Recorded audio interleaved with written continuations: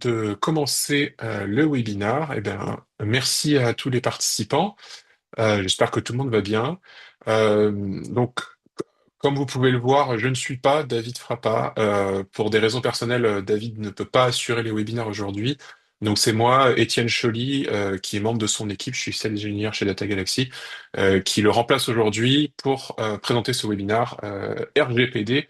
Mieux vaut prévenir que payer. Donc pourquoi prévenir et au lieu de payer? Eh bien parce qu'en fait, très récemment, enfin depuis quelques années maintenant, il y a de plus en plus de sanctions et d'amendes lorsque les entreprises ne sont pas conformes au RGPD. Et donc l'idée c'est de voir comment on va pouvoir éviter ça avec Data Galaxy. Donc je vous propose de commencer ce webinaire. Donc ici, voilà globalement la présentation à quoi elle va ressembler.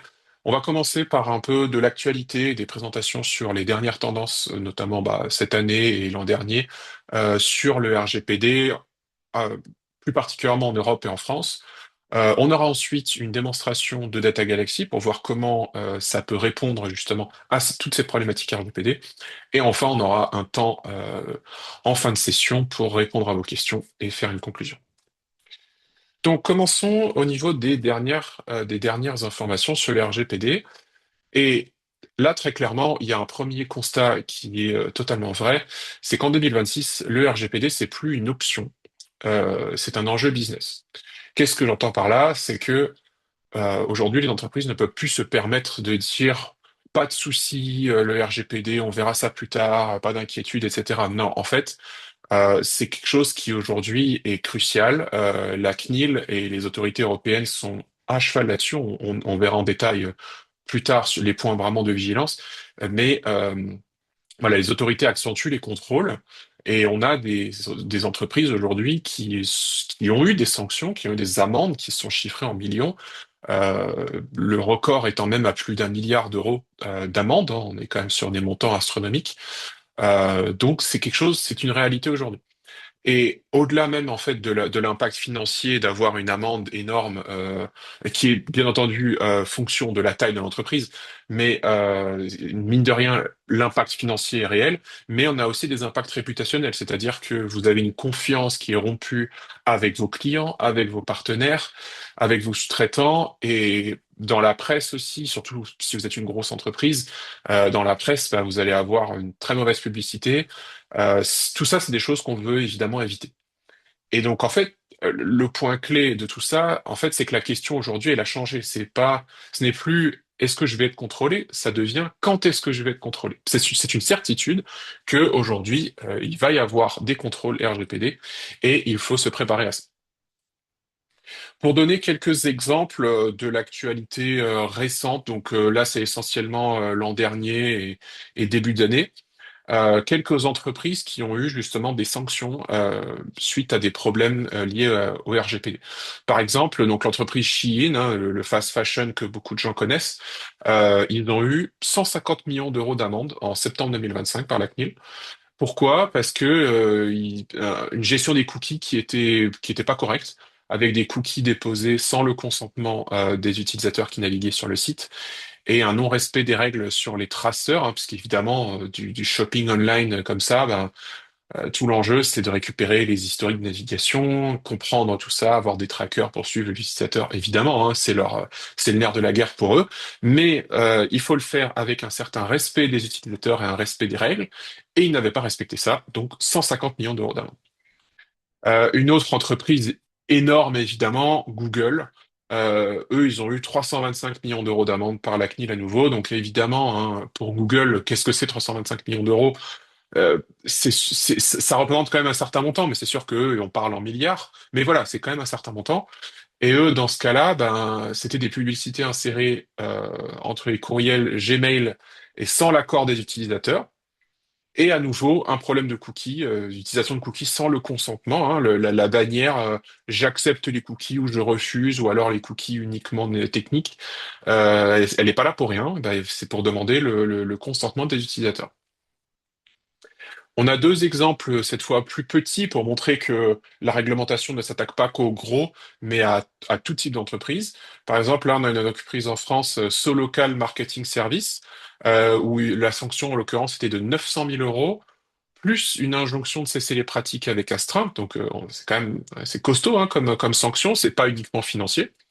Eux, dans leur cas, c'est de la prospection commerciale via email où il manquait du consentement. Derrière, il y avait aussi un non-respect des obligations de désabonnement ou du retrait de consentement. Typiquement, vous savez, quand vous recevez des emails, il y a souvent en petit se désabonner de la newsletter ou des choses comme ça.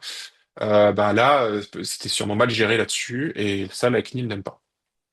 Autre petite entreprise, Caloga, qui a eu 80 000 euros d'amende à cause à nouveau de problèmes de prospection sans consentement valide à nouveau et aussi un autre aspect, c'était la transmission des données à des partenaires sans base légale suffisante parce que bah, voilà les données qu'on récupère sur nos prospects, sur nos clients, on peut pas en faire n'importe quoi et donc bah là ça la CNIL elle veille à ça. Et enfin pour terminer un autre énorme exemple pour finir sur ça, c'est TikTok, hein, le réseau social que beaucoup de gens utilisent et beaucoup de gens connaissent. Eux, ils ont eu 530 millions d'euros. On est quand même sur un demi-milliard d'euros d'amende, hein. Le montant est pharaonique à cause d'un manque de transparence sur les transferts de données.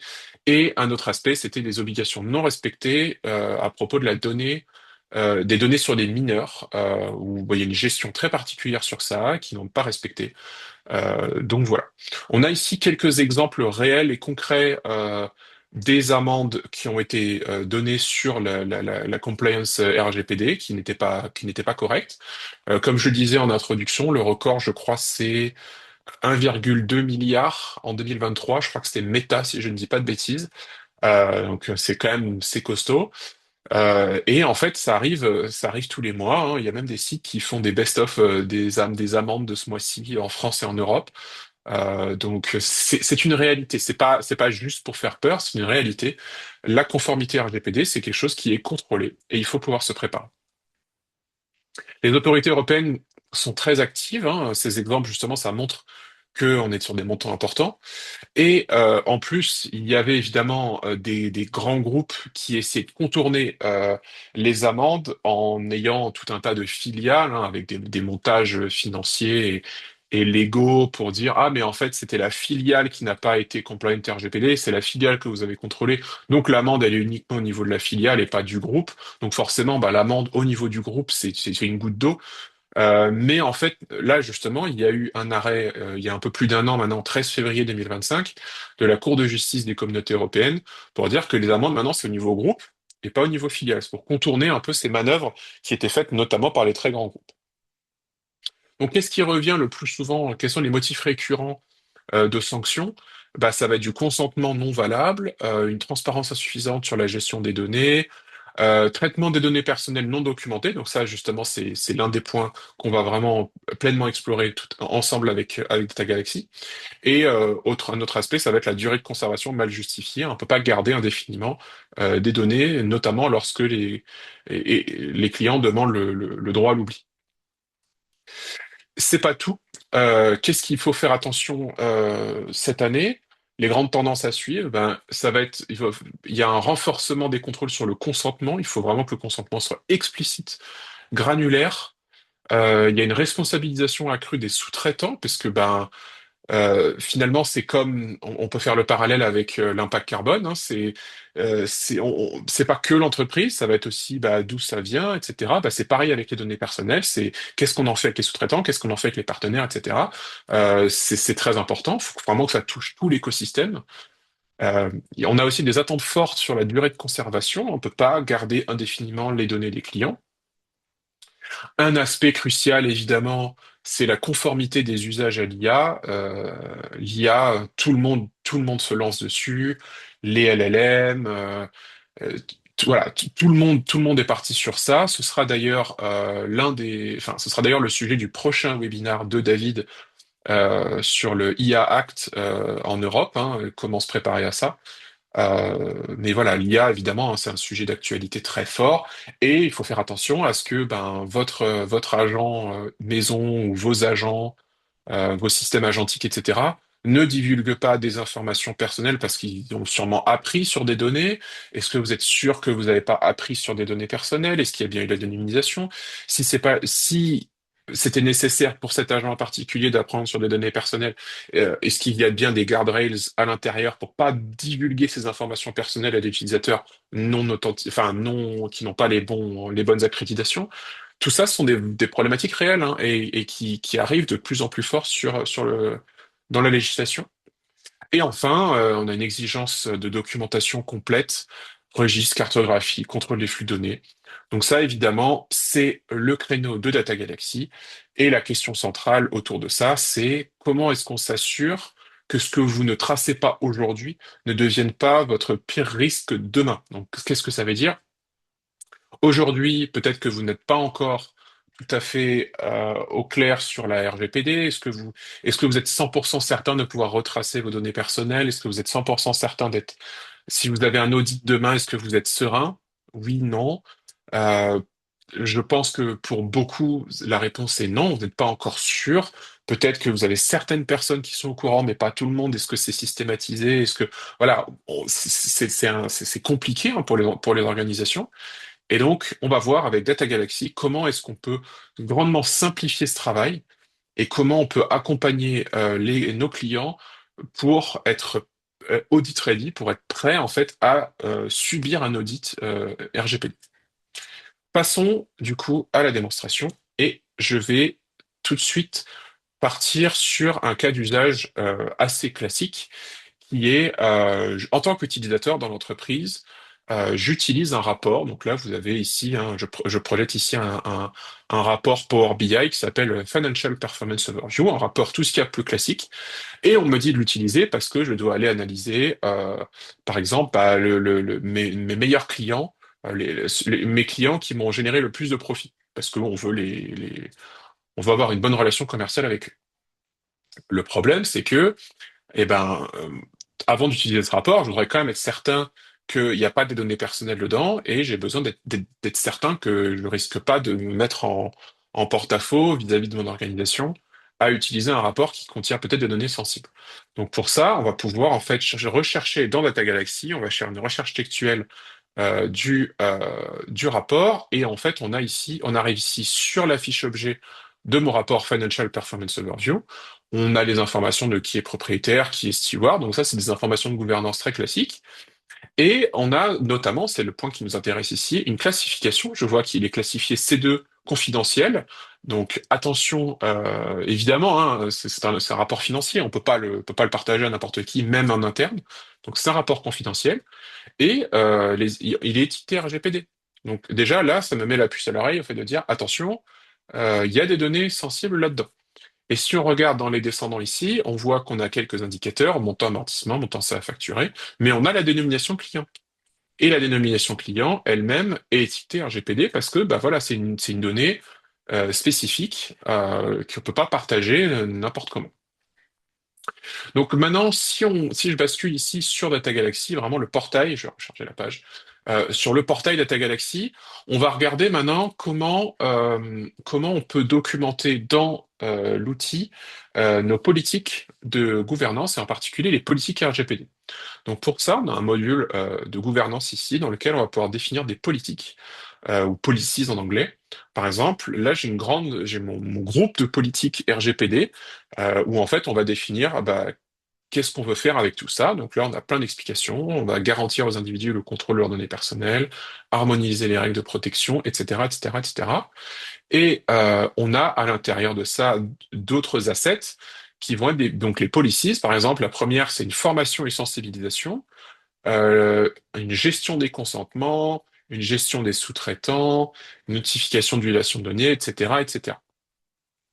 Donc ces différentes politiques, on va pouvoir d'une part documenter en fait qu'est-ce qu'elles font, hein. Là par exemple formation et sensibilisation, j'ai la description de qu'est-ce que c'est, et on va pouvoir y connecter des règles. Donc les règles, ce sont des choses un peu plus concrètes, mesurables, actionnables, qu'on va mettre en place en interne dans l'entreprise. Par exemple, nous, chez Data Galaxy, on a une sensibilisation continue sur les données sensibles, par exemple, faire attention au phishing, faire attention à l'IA, ne pas divulguer des informations sensibles à une IA, qui plus est lorsque c'est pas un outil validé dans l'entreprise.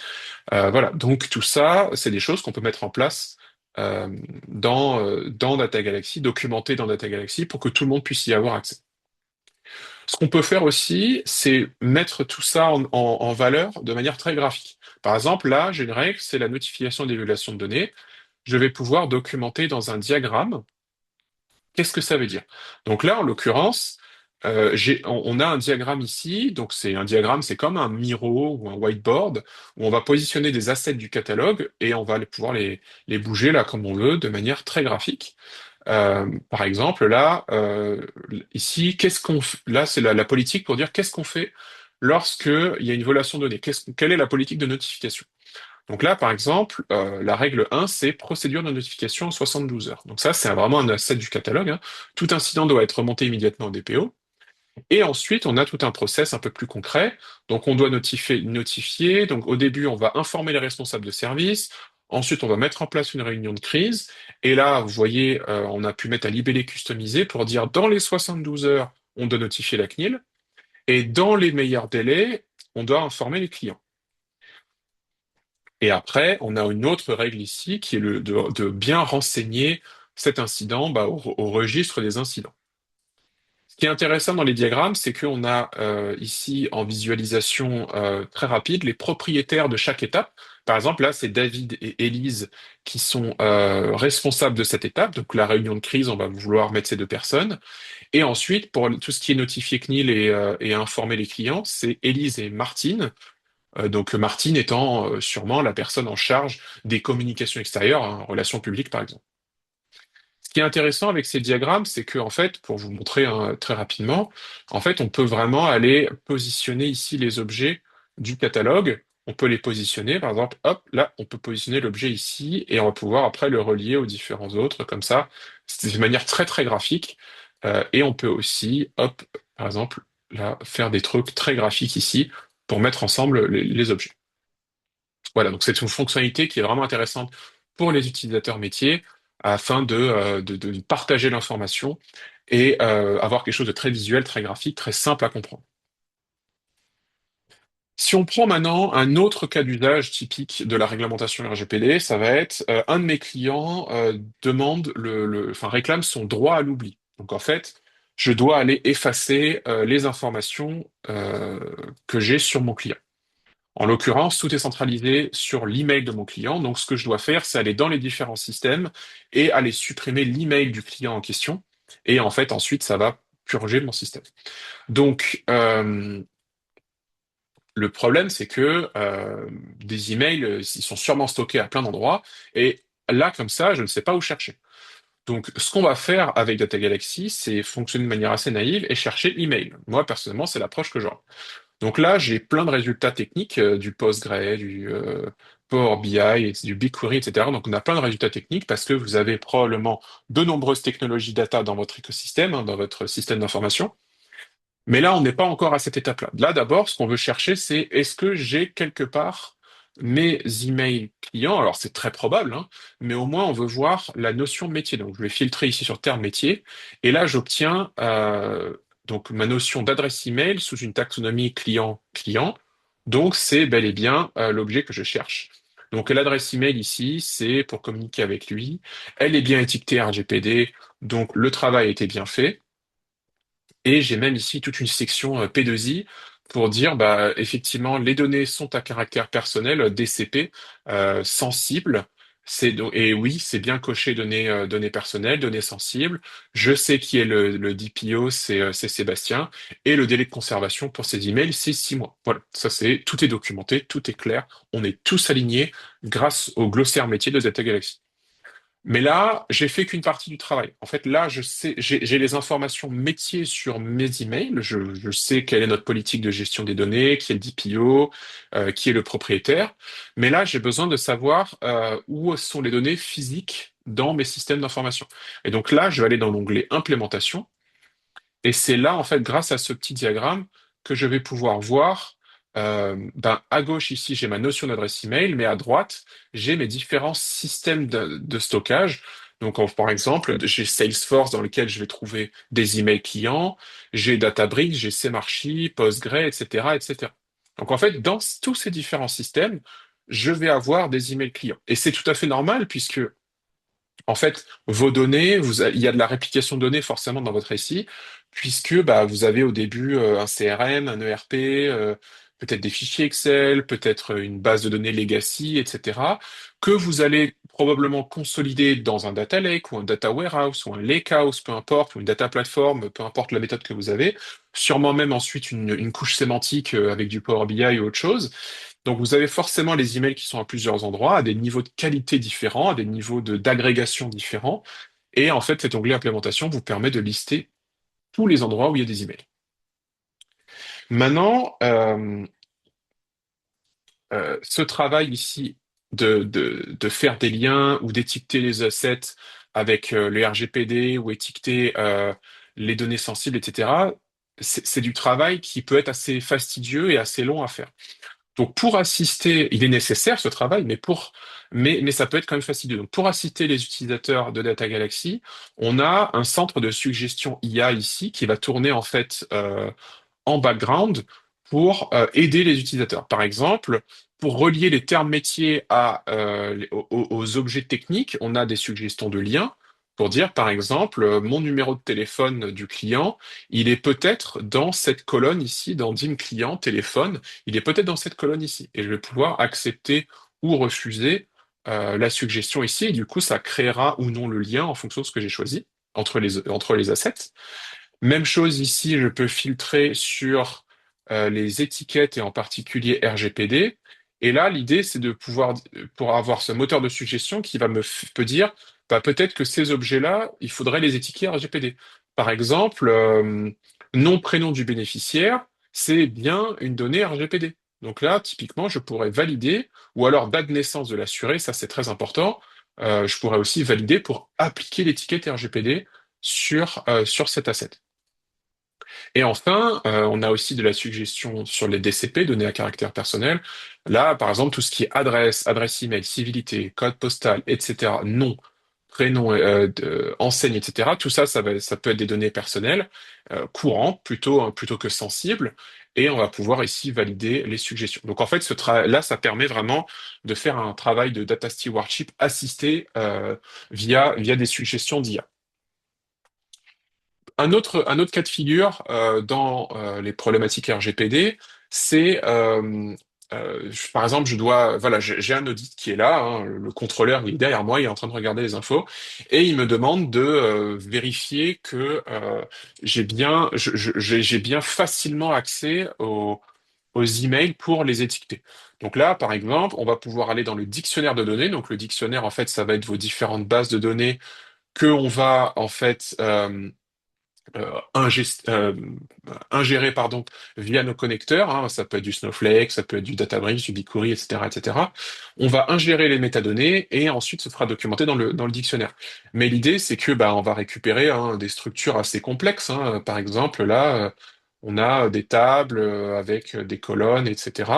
Et on voudrait pouvoir très facilement aller étiqueter les données. Donc pour ça, on va pouvoir en fait faire un filtre ici. On va chercher email et on va passer en vue tableau, et là, hop, en vue à plat, et là, tout de suite, on retrouve très facilement les différents emails un peu partout dans mon système.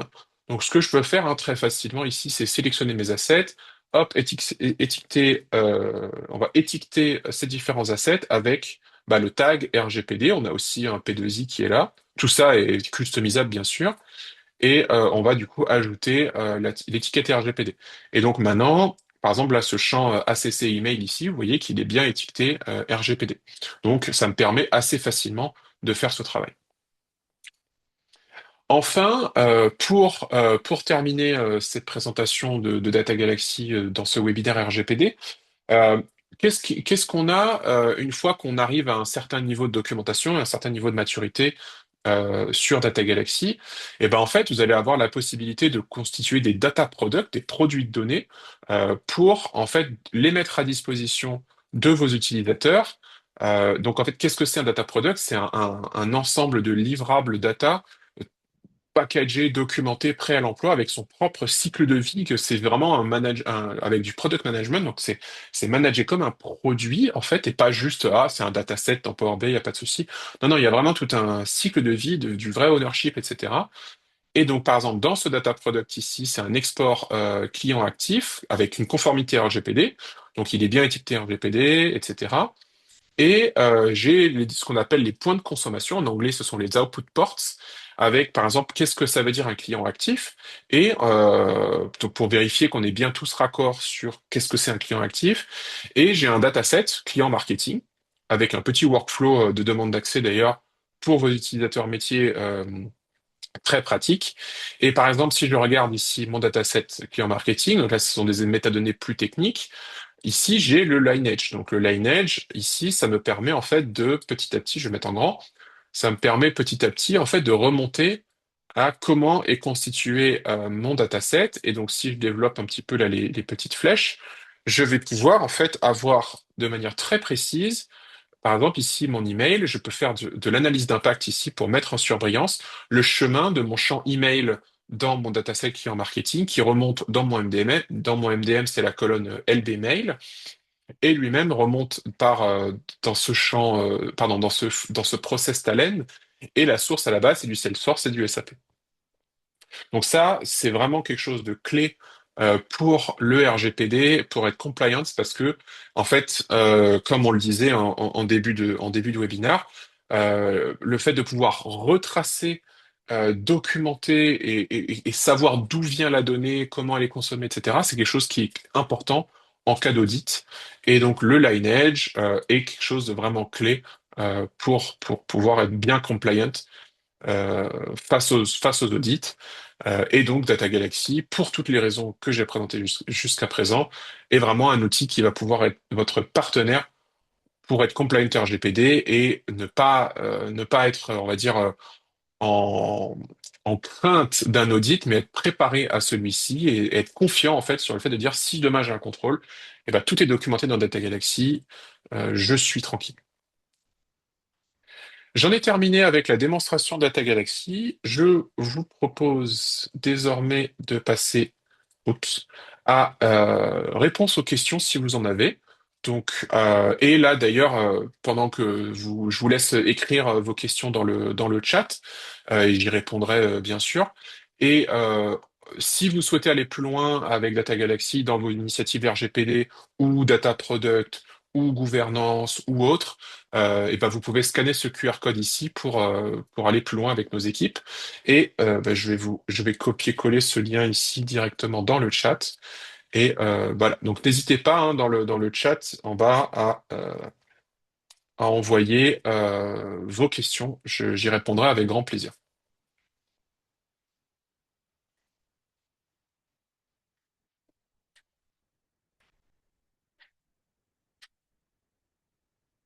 Que je vais faire aussi d'ailleurs, là je vous ai mis le lien ici, mais ce que je vais faire très rapidement, c'est aussi vous mettre un petit sondage. Euh, voilà, donc là je viens de vous envoyer aussi un petit sondage. Donc pareil, hein, c'est avec le lien, je vous ai mis le lien bien sûr, mais si vous souhaitez être contacté, voilà, n'hésitez pas à répondre à ce petit sondage. Et surtout n'hésitez pas hein, à nouveau à poser vos questions dans le chat.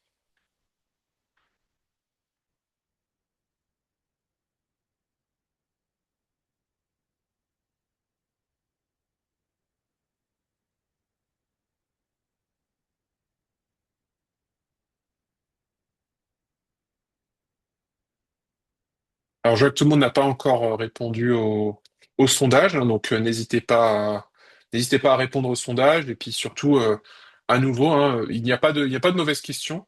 Donc moi, ce sera avec plaisir que je répondrai à vos questions ou remarques. Alors, j'ai une question effectivement. Le département compliance estime que le risque de contrôle est nul pour c'est peut-être que la note. Alors, euh, pour, pour moi, c'est pas le cas. En fait, finalement, peu importe la taille de l'entreprise, hein, on l'a vu, hein, je vais repasser sur les slides, mais on l'a vu ici, on avait des entreprises qui sont assez petites, Kaloga ou Sokal Marketing Services. Les amendes sont en fonction du chiffre d'affaires. Donc forcément, évidemment, on peut pas mettre 500 millions d'euros à toutes les entreprises, hein, sinon, il n'y aura pas beaucoup de business qui se ferait. Mais là, ça montre bien que c'est des entreprises de taille modérée, hein. Par exemple, nous, Data Galaxy, on est même plus petit que vous, mais on a quand même, on est quand même obligé d'être compliant RGPD. Donc, en fait, l'idée, pour moi, mieux vaut prévenir que payer. Je reviens au titre du webinaire, mais je dirais que on se sent intouchable jusqu'au moment où ça arrive. Et là, d'un coup, c'est moins drôle. Et en fait, Data Galaxy, c'est pas uniquement un outil RGPD, c'est un outil de data gouvernance au global. Donc, pour vos problématiques data, vous dites par exemple, vous êtes 350 salariés. En général, c'est là que nos clients commencent à avoir des problématiques data réelles. On sait pas on sait pas où sont nos données, on sait pas qui les utilise, on sait pas notre lineage, on sait pas comment est constitué tel ou tel rapport, etc. Et donc en fait, c'est des problématiques qu'on commence à voir à cette taille. Alors, une autre question, module. Euh, alors, pour effectivement la gestion de workflow, donc on a plusieurs approches ici. Je peux vous montrer hein, très rapidement. Oups. Dans Data Galaxy, on a ce qu'on appelle un module de campagne ici qui va vous permettre de faire passer des objets dans un workflow. Donc en fait, on a des workflows par défaut où en fait on va vouloir faire avancer les objets dans leur documentation et dans leur cycle de vie. Par exemple, là, les objets au statut en révision. Et en fait, l'idée, c'est de faire avancer au fur et à mesure vers en validation, puis valider, et le cas échéant, plus tard, obsolète si c'est le cas. Et donc, en fait, ces campagnes permettent de faire avancer les différents assets du catalogue au fur et à mesure dans la validation. Mais on peut en fait faire des workflows customisés. Ça n'a pas forcément besoin d'être celui-ci. Ça peut être d'autres sur d'autres attributs. On a des clients, par exemple, plutôt. Alors ça, c'est plutôt aux États-Unis, mais c'est les Critical Data Elements, les CDE, où en fait le workflow est un peu différent, mais ils font ça du coup dans Data Galaxy, où en fait ils font passer les assets dans ces workflows de validation, et à chaque étape, vous avez en fait des personnes différentes qui sont assignées. Alors là, en l'occurrence, c'est la même utilisatrice, mais vous allez avoir plusieurs personnes qui sont notifiées et qui ont besoin de collaborer ensemble sur l'outil.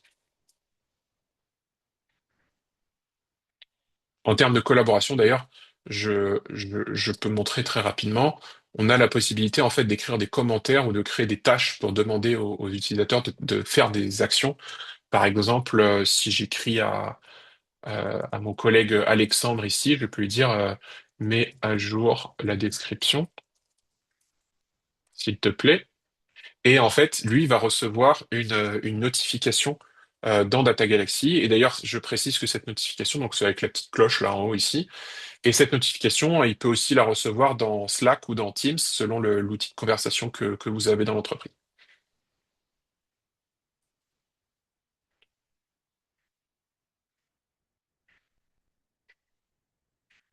Est-ce qu'il y a d'autres points, d'autres d'autres questions? Merci hein, d'ailleurs aux participants qui ont posé leurs questions, ça permet d'enrichir la conversation.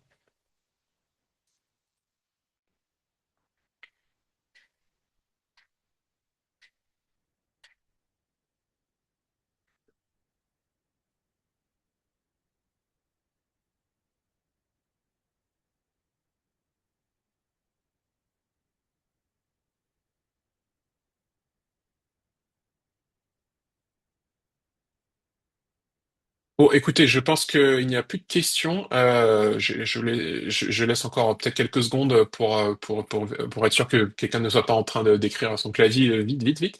Mais je pense qu'il n'y a plus de questions.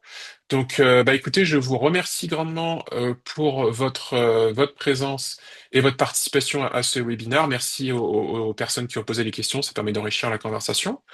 Je vous souhaite une excellente journée et à bientôt pour le prochain webinaire Data Galaxy avec David Frappa.